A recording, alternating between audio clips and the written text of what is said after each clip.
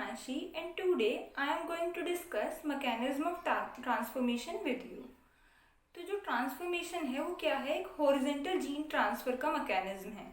इससे अलग दो और मैकेनिज्म है हॉरिजेंटल जीन ट्रांसफ़र के, कॉन्जुगेशन एंड ट्रांसडक्शन, जिसके लिए मैंने एक वीडियो भी बनाई थी बैक्टीरियल रिप्रोडक्शन की, जिसका लिंक मैंने डिस्क्रिप्शन में भी दिया है, आप चाहे तो वहाँ से देख सकते हैं। तो चलिए शुरू करते हैं। ट्रांसफॉर्मेशन है वो सबसे पहले किसने दिया था? ग्रिफिथ ने दिया था। कब? 1928 में, जिसमें उन्होंने बताया था कि जो डीएनए है वो उसका क्या होता है, अपटेक होता है एक बैक्टीरियल सेल से दूसरे बैक्टीरियल सेल में। मतलब एक नेक डीएनए जिस पर कोई भी कवरिंग नहीं है, वो एक सेल से दूसरी सेल में क्या हो जाएगा, ट्रांसफ़र हो जाएगा।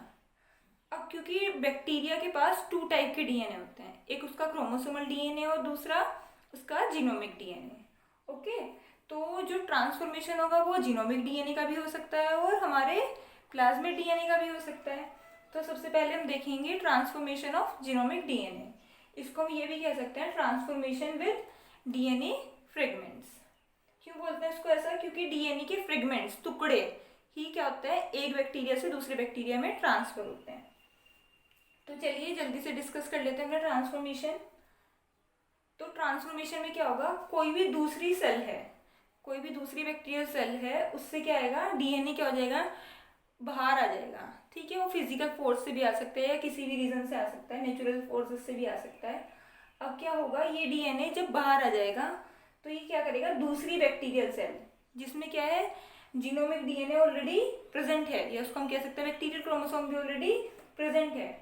तो यही जो हमारा दूसरा क्या है, दूसरे बैक्टीरिया का डीएनए है, वो क्या करेगा, इस सेल में एंटर हो जाएगा। याद रखिएगा हमेशा जब भी हमारा ट्रांसफॉर्मेशन होता है तो डीएनए के दोनों सेगमेंट्स, कभी दोनों के दोनों जो भी स्ट्रैंड्स हैं वो ट्रांसफॉर्म नहीं होते हैं, सिर्फ एक ही डीएनए क्या होगा, ट्रांसफॉर्म होगा। अब क्या होगा, ये जो बैक्टीरियल सेल है ये इस डीएनए को क्या करेगी, अपटेक कर लेगी अपनी सेल में, और क्या करेगी, धीरे धीरे धीरे, या तो दो, अभी भी दो पॉसिबिलिटीज हो सकती हैं, या तो वो डीएनए को एक्सेप्ट करेगी अंदर अपने डीएनए के साथ, या फिर नहीं करेगी। अगर वो ये डीएनए को एक्सेप्ट कर लेती है, ठीक है, तो वो क्या हो जाएगा, इसी डीएनए का एक पार्ट बन जाएगा। ओके, अगर वो इस डीएनए को एक्सेप्ट नहीं करती है तो क्या होगा, जो ये डीएनए हमारे पास आया है ये सेल में क्या हो जाएगा, फ्रेगमेंटाइज हो जाएगा। क्या हो जाएगा, फ्रेगमेंटाइज हो जाएगा, यानी कि छोटे छोटे टुकड़ों में डिवाइड हो जाएगा। इस ट्रांसफॉर्मेशन को हम क्या बोलेंगे, अनसक्सेसफुल ट्रांसफॉर्मेशन। क्यों? क्योंकि जो हमारा डीएनए है वो ट्रांसफॉर्म नहीं हो पाया।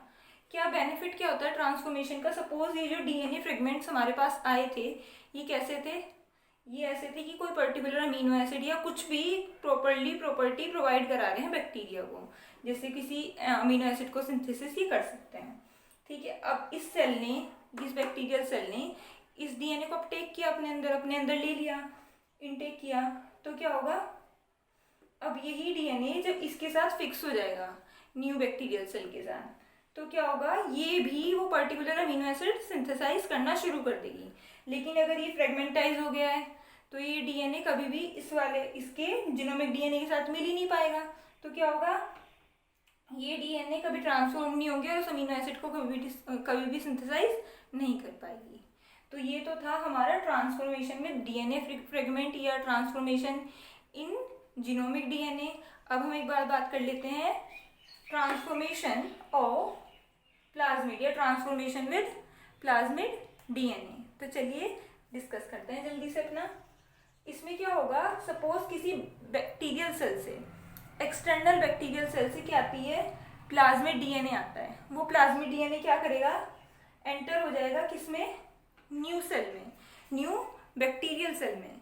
तो क्या होगा, ये सेल भी क्या हो जाएगी, ट्रांसफॉर्म्ड हो जाएगी।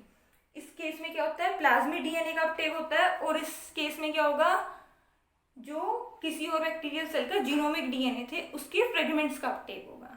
तो ये था हमारा ट्रांसफॉर्मेशन का जनरल मैकेनिज्म। चलिए एक बार डिस्कस कर लेते हैं mechanism of transformation in Streptococcus pneumonia. क्या होता है क्योंकि मैंने जैसे कि बताया था कि जो ट्रांसफॉर्मेशन होगा वो हमेशा कैसा होगा, सिंगल स्ट्रैंड का होगा। मतलब जो ट्रांसफॉर्म होगा वो क्या होगा, ट्रांसफॉर्मेशन के लिए दूसरे बैक्टीरिया में एंटर करेगा, वो सिंगल स्ट्रैंड एंटर करेगा हमेशा। तो यहाँ पे क्या होगा, यहाँ पे क्या होगा, अभी ये क्या है, सपोज ये एक सेल है, एक सेल का डीएनए है जो क्या सिंथेसाइज करता है, ए प्रोटीन को सिंथेसाइज करता है। लेकिन जो हमारा बैक्टीरिया जो ट्रांसफॉर्म होना है वो इस ए प्रोटीन को सिंथेसाइज नहीं कर पा रहा है। तो क्या होगा, अभी ये सिंगल जो स्ट्रैंड है वो क्या आएगा, बाहर से क्या होगा, न्यूक्लियस प्रोटीन उसको क्या करेगा, ब्रेक कर देगा। ओके, फिर क्या होगा, सिंगल स्ट्रैंड ही क्या पाएगा, हमारे बैक्टीरियल सेल में एंटर होगा। After the entry of this single strand of DNA क्या होगा, ये बैक्टीरियल जीनोम है, ये अंदर आकर आ जाएगा, सेल के अंदर आ जाएगा। और फिर क्या होगा, ये जो हमारा पहले से डीएनए क्या है, प्रेजेंट है, जीनोमिक डीएनए प्रेजेंट है, ये उसमें जाकर के क्या करेगा, उसके साथ बाइंड कर देगा। क्योंकि जो डीएनए है उसकी सीक्वेंसिंग अलग अलग होगी। सपोज इसमें जो डीएनए है जो हमारा क्या सिंथेसाइज कर पा रहा है, ए सिंथेसाइज कर पा रहा है, उसकी ए टी जी सी है। लेकिन जो हमारा ए को सिंथेसाइज नहीं करता है, ए प्रोटीन को सिंथेसाइज नहीं करता है, उसकी क्या है, G T C A. It's just example, not a true sequencing. तो क्या होगा, अभी क्या होगा, ये क्योंकि इसके साथ पेयर अप नहीं हो पाएगा तो ये क्या करेगा, एक बबल लाइक स्ट्रक्चर फॉर्म करेगा जिसको हम क्या बोलेंगे, हेट्रोड्यूप्लेक्स। क्या बोल देंगे इसको, हेट्रोड्यूप्लेक्स। अब ये हेट्रोड्यूप्लेक्स लाइक स्ट्रक्चर फॉर्म हो जाएगी। क्या होगा, जो हमारा डीएनए का डीएनए रिपेयर मैकेनिज्म होता है उसकी हेल्प से क्या होगा, ये डीएनए की सीक्वेंसिंग चेंज कर दी जाएगी, जो उसके ऑपोजिट वाला होगा, या फिर वो डीएनए सिंथेसाइज कर लिया जाएगा। और क्या हो जाएगा, ये सेल क्या हो जाएगी, ये सेल भी कैपेबिलिटी कैरी करेगी किसकी, उस ए प्रोटीन को सिंथेसाइज करने की। I hope that this video is helpful for you. If you like this video, please subscribe my channel, like this video and share with your friend. Thank you.